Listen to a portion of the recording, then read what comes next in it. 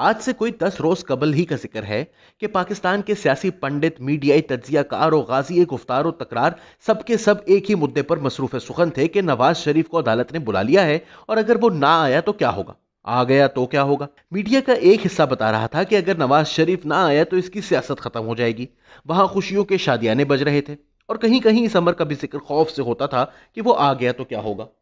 सनम को यूट्यूबाना अदाएं दिखाने वाला बेवफा मीडिया का एक हिस्सा था कि वो इस सूरत हाल का ख्याली जायजा लेने में मसरूफ था कि नवाज शरीफ अगर आ गया तो इस हुकूमत के क्या हालात होंगे। और तो और मैं लिखने पर मजबूर हूं कि मेरे सहाफती आइडियल कमाल के तज्जियाकार तलत हुसैन भी ये कहते पाए गए कि अगर तो नवाज शरीफ ना आए तो इनकी सियासी हैसियत के लिए बहुत बड़ा सेटबैक होगा। 10 तारीख आई और गुजर गई। कुछ मुशीरों और वजीरों ने दिल खोलकर नवाज शरीफ की लीडरी पर ताने कस लिए, लेकिन फिर 18 तारीख का तलातुम खेज दिन आ गया। तलातुम क्या था कि जिसकी सियासत के खत्म होने के 10 रोज पहले फतवे दिए जाते थे वही इस वक्त पाकिस्तानी सियासत का मरकजी मौजूए बहस है। खबर तो यही थी कि नवाज शरीफ ने बिलावल भुट्टो जरदारी की एपीसी में शिरकत की दावत कबूल कर ली है और वो वीडियो लिंक के जरिए शिरकत करेंगे। शिरकत होगी तो खिताब भी होगा। बस ये खबर थी कि हर तरफ एक ही नाम था, नवाज शरीफ।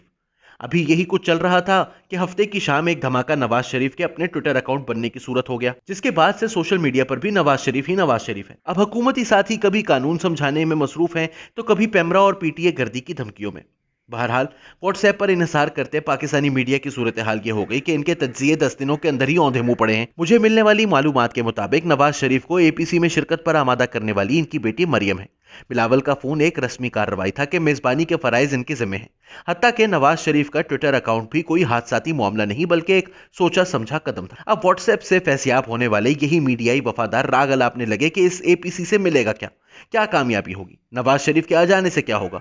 तो अर्ज यह है कि एपीसी से कोई फायदा हो ना हो, नवाज शरीफ की इस पे शमूलियत से अपोजिशन की मौजूदगी का एहसास एक बार फिर ताजा हो गया है।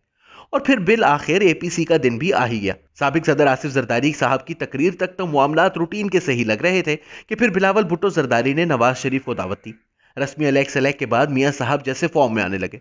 वोट को इज्जत दो के बयानिए की बात शुरू हुई तो वज़राए आजम को इक्तदार से निकाले जाने की पूरी कहानी दोबारा बयान कर डाली। यहां तक तो ठीक था, लेकिन फिर उन्होंने 2018 की यादें भी ताजा करना शुरू कर दी। अब हमारा एक दिन का आजाद मीडिया समझ ही ना पाया कि यहां क्या करना है, चलाए रखें और बाद में मुआफी मांग लें या अभी रोक कर बाद में दाद वसूल की जाए। कुछ ने दाद वसूल करने का रास्ता इख्तियार किया, कुछ को कई साल की खिदमत गुजारी के बाइस नतीजे का खौफ ना था। नवाज शरीफ ने वजीर आजम हाउस का एलामिया रिजेक्टेड करार देने पर भी तासुफ का इजहार किया।